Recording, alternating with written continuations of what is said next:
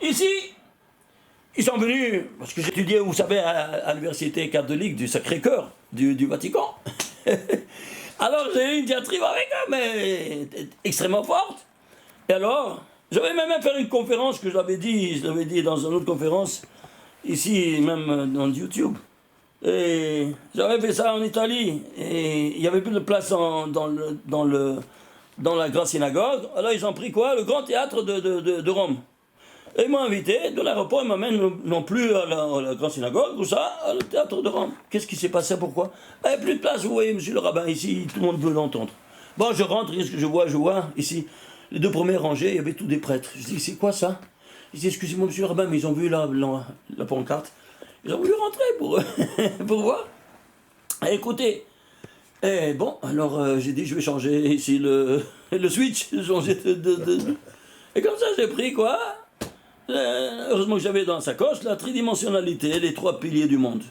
Alors là, on met la Shosha Devarim, les trois piliers du monde. Et alors, je commençais à montrer comment tout est trinaire, tout est trino.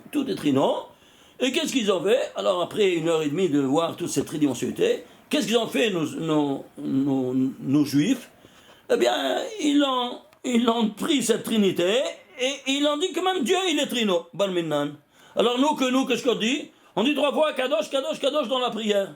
Pourquoi Kadosh? Qu'est-ce que tu bégayes? Pourquoi tu dis 3 fois Kadosh? Pour te dire, tu es en dehors du temps, en dehors de l'espace. Kadosh, c'est moufrash, moufdal. Séparé. Alors, qu'est-ce que séparé de quoi? Séparé du temps, séparé de l'espace, séparé de la matière. Tu es en delà du temps, de l'espace, de la matière. C'est clair? Ah, c'est pour ça qu'on dit c'est Kadosh, Kadosh, Kadosh. Et là, qu'est-ce qu'ils ont fait? Ils l'ont introduit. Ils l'ont fait le Père, le Fils et le Saint-Esprit. Et alors, comment ça? Et tu dis, regarde, les 3 premières lettres de la Torah, Bereshit, ils te disent, quoi? Bet, c'est le Ben. Resh, c'est le Wah, le Fils. Et l'Esprit Saint, Av, c'est le Av, Père, le Fils, le Saint-Esprit. Du mot Bereshit. Voilà. La Trinité. Alors qu'est-ce que tu veux plus que ça? Regarde, tu sais que ça se passe. Ça c'est la force de la Torah. Qu'elle te donne le mensonge quand tu le prends dans sa partialité. Et si tu le prends dans sa plénitude, elle te donne tout le contraire de ce mensonge. Toi, tu as coupé ici, tu as jeté le shit, tu as pris ce que tu as voulu, et tu as dit voilà le mensonge. C'est partiel. Le partiel, il est toujours mensonger.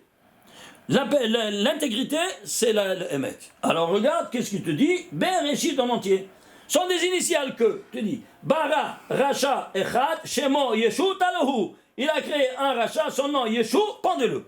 Je t'embarque chez moi. C'est clair. Ça, alors là, ils étaient knock-out tous. Alors quand ils étaient là, ils ne savaient pas où s'y mettre. Et à la fin de la conférence, il y avait deux tables pour un rafraîchissement, des boissons, des comme ça. Alors, ils sont un de nous, il y avait des prêtres dans une table. Et nous dans une autre table. Et alors, un de nous, il s'est passé pour un journaliste, parce qu'il y avait encore une douzaine de journalistes parmi eux, qui voulaient reporter ce reportage-là, incroyable. Alors, et le patron du théâtre, il est venu, il dit au cardinal, il dit, mais comment il vous a fait en miettes et personne de vous n'a pu le répondre? Comment est-ce possible?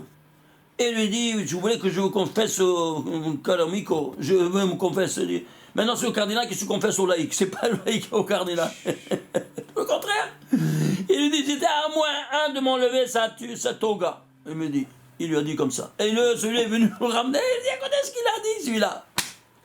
Et il dit, ha ragione, qu'est-ce que tu veux faire? Qu'est-ce que tu veux faire? On a fait la conférence évidemment en italien, dans leur langue. Alors dans ces conditions-là, qu'est-ce qui se passe? Il se passe qu'on retourne ici, et qu'est-ce qu'on voit? On voit toutes ces dimensions qu'on vient de voir. Et alors tu vas comprendre maintenant pourquoi il s'appelle Vatican. Pourquoi ça vient de le mot Vatican? Écoutez-moi. Quand ils sont venus, après la destruction du sanctuaire à Yerushalayim, à Rome, alors les Romains sont tous des païens. Et voyez maintenant les judéo-chrétiens et les juifs orthodoxes. Alors il y avait une diatribe entre eux, dispute. Et dit, mais qui c'est qui a raison? Ah non, nous sommes les pionniers, nous sommes pionniers. Comment on dit pionniers en hébreu? Vatik. Alors Vatikin, ceux qui vont le premier minyan du Kotel, c'est par exemple les Vatikin. Alors Vatican, le mot Vatican vient de Vatikin. Même le pape, il ne sait pas d'où ça vient ce mot Vatican, tu entends ça? Va lui de poser la question, et c'est pas d'où ça vient, Ahmar. Aïe, aïe, aïe, aïe, aïe, aïe, aïe, aïe, aïe, Shem Yirachem. Tu comprends? Alors maintenant, qu'est-ce qu'on a? On a ici, regardez, incroyable. Alors c'est 231 permutations. On avait vu ici 231 ou pas? Oui, 2 fois 231. Oui, on l'a vu. Hein? Ici c'était. Voilà, ici 231. C'était les tagim de ce verset où se trouve pour la première fois. Hein? Eh bien, regardez ici. C'est voilà, les 231 permutations. Qui a donné ces 231 permutations? Akadosh Baruch Hu, qui est à Moshe Rabbeinu. C'est écrit P et le P Adaberbo. De bouche à bouche, je lui parlais. Ce verset-là, P Adaberbo, hein, c'est dans Bamidbar, dans le Nombre, 12e chapitre, 8e verset. Allez vers le Mispar Katan, c'est-à-dire l'essence de ce verset, c'est 231. Mispar Katan, incroyable. Et alors, quand il est descendu avec les 2 tables de la loi, son visage rayonnait. Il rayonnait de quoi? De tous ces secrets qui sont enfermés dans les 231 permutations de toutes les lettres, tous ces secrets. Et c'est aveuglant, il a dû mettre un masvé. Et alors, il s'est écrit quoi? C'est écrit Karan Or Panav, Karan Or Parav, Karan Or Péné. 3 fois, un derrière l'autre. Il rayonnait sa peau de son visage. Rayonnait sa peau de son visage, sa peau de tout ce Péné au plus ressemble pas. Pourquoi? Tu fais la Gematria, 40 Panav, ça te fait 10 fois 231. Voilà de quoi il rayonnait. Tu entends tous ces secrets que ici, ils ont été donnés à Jacob et que Esav il a rejeté. Tu te rends compte qu'est-ce qu'il a rejeté? Alors c'est pour ça qu'ils ont traduit, ça ont fait le Nouveau Testament, tout ça, allez, tu balances tout. Tu comprends ça? Attends un peu, c'est pas terminé. Tu vas prendre ici, les tagim, ça te fait 231 en soi. Et si ça ne te suffisait pas, tu vas prendre maintenant les voyelles, le total, ça te fait 231 avec le collège. Ouais, les tagim, les voyelles et les choses, ça te fait 12 fois 231, mais tu te rends compte? Pourquoi 12 fois 231? Parce qu'il y a 12 descendants de Jacob, les 12 tribus, et chacun aura un des secrets, un de ces 12. C'est pas incroyable? Voilà ce que rayonnait le visage, et que c'est écrit ici à la naissance de Jacob, dans le même verset. Combien des ktarim, combien des ktarim, c'est-à-dire des tagim il y a, combien donc des couronnes. Des couronnes. Et il y a ici, voilà, 2 fois 231. Un pour le pshat et un pour le sot. C'est pas incroyable? Alors, ceci étant dit, qu'est-ce qu'on a? Alors, je termine ici. Yeshua.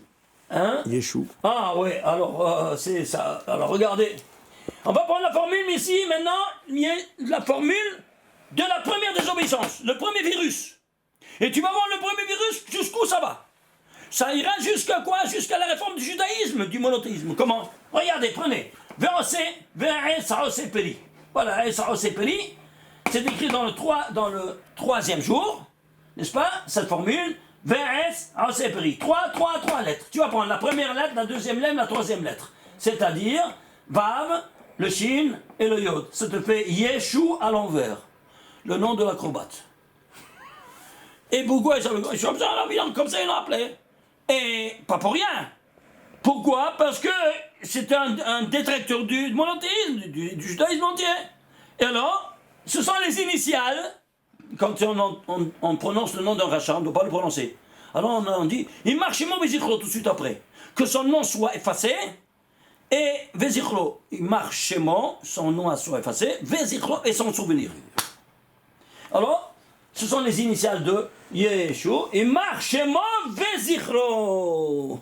Même son nom, même il te dit quel est cette source-là, comment il doit être éliminé comme de notre souvenir et de notre répertoire. Jusqu'où ça va? Pourquoi? Parce qu'elle a détruit le monde, elle a détruit tout. Regarde la mortalité, elle continue. Elle continue de bel en bien. Jusqu'à quand? Et les guerres, et les morts, tout ça. Mais c'est à cause de ça. Ça, c'est un résultat. Alors, s'il a rejeté toute cette chose-là, alors, où il s'appelle? Qu'est-ce qu'il a reçu? Il a reçu la botte on a dit, de l'Italie. Pourquoi il s'appelle l'Italie? Italien. Pourquoi il s'appelle l'Italie? savez pourquoi? Italia, on est en italien, le langage des habitants. Italia, écrit en hébreu, Italia. Tu sais c'est quoi italien? C'est I. I c'est quoi? Par exemple, I Efchar. Efchar, c'est possible. I Efchar, c'est pas possible. Ça c'est la négation. La négation de quoi? De Tal, 39. Ce sont les 39 lettres des 4 mondes. 10, 10, 10 et 9. Ça fait 39 lettres de tout le monde métaphysique italien que Dieu, Yud, Ke, il a créé, que les lettres du nom de Dieu a créé. Et voilà, qu'est-ce qu'il renie? Il renie quoi? Le monothéisme. Yud, Ke, des 39 lettres qui sont de tout le monde, de tous ces 5 mondes métaphysiques. C'est pas le... Même le nom de le pays. Mais vous vous rendez compte de ça? Et personne ne voit rien. Ça veut dire italien. I, c'est pas I, c'est négation. Dans le langage hébreu. I, Efchar. Efchar, c'est possible. I, Efchar. I, c'est le non. La négation. La négation. De quoi? De Tal. C'est combien? 39. 39. C'est quoi 39? Les 39 lettres de tous ces 4 mondes métaphysiques. C'est-à-dire de la présence divine. De tout ça, je rejetais. Il ne veut pas. Il ne veut rien entendre. Et que Dieu, que Yud Ke, il a donné. Est-ce que tu vois, toi, d'où ça vient le mot italien? La négation même. Mais vous vous rendez compte? C'est terminé. Qu'est-ce que tu vois? Imaginez-vous ça.